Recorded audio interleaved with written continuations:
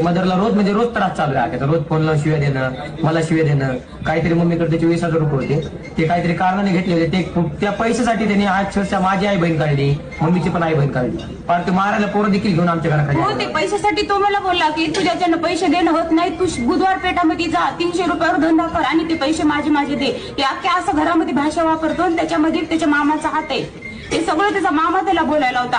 आता सुद्धा माझं झालेलं आहे त्या पोरीसोबत. त्या पोरीला त्यांनी लावून दिलं बोलायला आणि ती पोरगी मला आज बोललेली.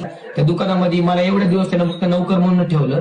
मला कोणी 1 ना 1 रुपयाचा हिशोब मागितला त्याने, त्याच्यामुळे मी दुकानावर जाणं बंद केलेलं त्याचं. आणि मेन म्हणजे त्यानं दुकानात माझ्या वडिलांचा एक पण फोटो ठेवला नाही. तेच कारण आहे मी दुकान सोडायचं. आणि इथून तिथून मी फोटो आणला वडिलांचा की दुकानात ठेवतो, त्याने त्याचा फोटो पप्पाचा पायाखाली ठेवला त्याच्यात. ही लाईक आखे बोलतो तुम्हाला त्याचं दुसरं रूप सांगण्यासाठीच व्हिडिओ काढण्याचा प्रयत्न म्हणजे त्याचं दुसरं रूप करण्यासाठी.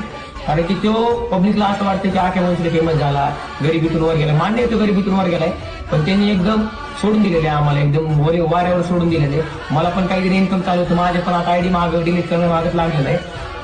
आता इथून पुढं मला